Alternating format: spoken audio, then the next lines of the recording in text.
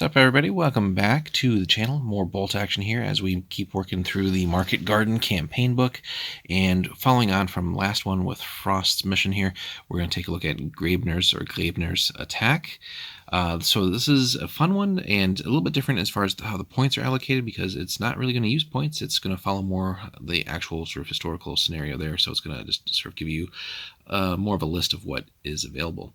So here, Gräbner was basically just trying to not recapture the bridge, but sort of push past and then engage the British there, and prevent them sort of from getting to Frost, which you can check out the previous scenario there. So a daring and risky plan here, and as the scenario mentions, so basically forces are just going to be prescribed for each side as opposed to points. You could engage that rule, though, sometimes, which is fun to try with different scenarios too, of just sort of recycling casualties and destroyed vehicles. And also can be used as a way of making up for not necessarily having the quantity that some of these scenarios prescribe, as we've seen with some of the earlier ones when we're looking at the American missions, where there's just a lot to really require of a given hobby collection here. So simply remove vehicles and remove the vehicles, etc., and replace them with an explosion marker or something suitable, and then you can bring them back in as outlined back in scenario 6. So the forces here: players should use German force as described in scenario 8, but with the addition of 2 armored cars, 2 more half-tracks, so 2 additional armored cars, 2 additional half-tracks, and 2 more protracted trucks, which are available at the beginning of turn 2, I believe. Unlike the situation in scenario 6, the Germans are aware of the presence of the enemy and are ready to mount a full-on attack rather than just finding unexpected opposition. So the overall strength of the British force was rather stronger than the one in scenario 6, since Frost's battalion had gotten some reinforcements from the HQ of 1st Parachute Brigade and 1 squad of Royal Engineers, and a troop of 4 6-pounder AT guns, which is going to be pretty rough for the Germans, that have already been dug in, essentially. So obviously a lot of Frost's men had been deployed around his perimeter, and there were limited positions for effective fire on the bridge. The British player can field 2 complete platoons, 2 MMGs, 2 AT guns, and command group consisting of Frost himself and 2 men. Each platoon should have a Piat team, which can be attached to any section or to the platoon command group. And then finally, a 3rd platoon can be brought into action at any point after turn 2, subject to the normal bolt action procedures. And then a 4th one on top of everything else after turn 4. So lots and lots of reinforcement there for the Brits. Setup-wise, the terrain is naturally enough much the same as for the previous scenarios here, but specifically referred to scenario 6. Say that players do need to represent a small portion, about 18 inches, of the bridge itself, in addition to the roadway and bridge ramp. The terrain has to include several buildings on either side of the bridge, extending by midpoint of the table. 6x4 is still perfectly fine. You could potentially extend that a little bit more to something like an 8x4 if you had it available. Okay, and then again, the German forces do not need to represent the whole of the bridge for 2 reasons. The curve of the bridge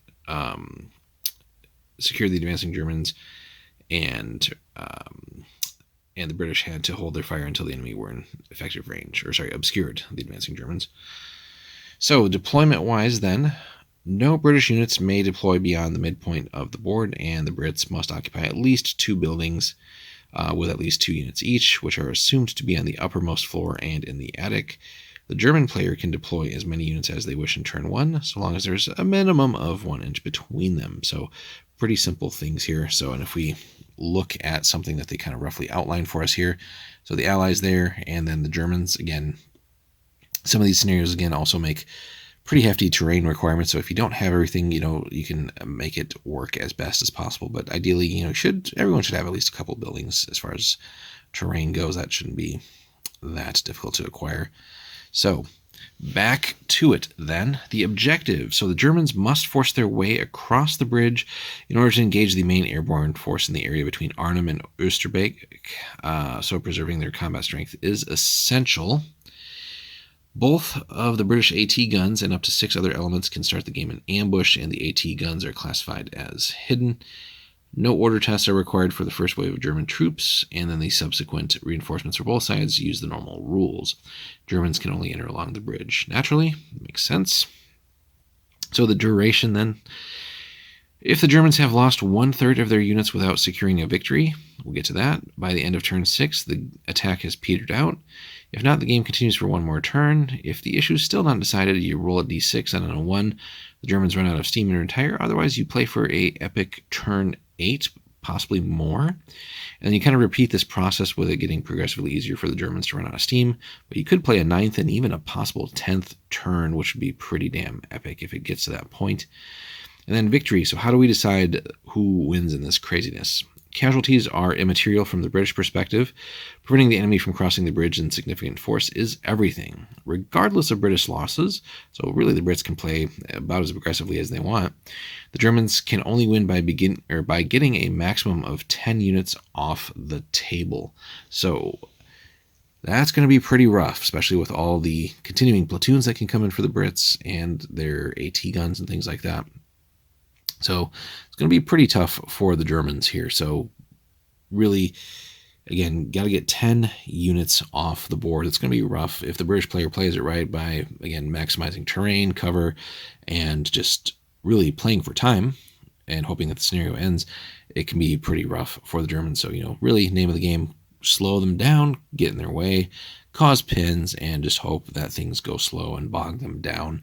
And you really don't care about your losses as the Brit player, so that is always nice to not have to worry about that, and you can really just get creative with your ways of messing up the Germans' attack. Germans are going to have to figure out some sort of cohesive plan to punch through all that, and ideally get into some cover of their own and take advantage of that, and not let all of the Brits sort of just shoot them from every possible angle. So I think probably concentrating some fire, just clearing up some areas of where the Brits are likely to be stationed, and then really just pushing on and not getting any of your own units necessarily in situations where they're kind of left stranded by themselves and just easy for the Brits to mop up. But it's also going to be a case of like choosing, well, when and how many of your units do you really want to get off the board, because once they're gone, the remainder still has to somehow survive and then also try and get off the board. So it's a very, very tough scenario, but could be a fun one and lead to some pretty intense and fun gameplay. So let us know, guys, if you have tried this scenario. Again, this is Gräbner's attack and how that has played out for you. If you've tried any other variations of it as well, or maybe swapped in some other types of vehicles, or maybe come up with something similar but just for a different theater or time period of the war. So drop us some comments, guys, like and subscribe. We'll have more bolt action for you soon. Take care.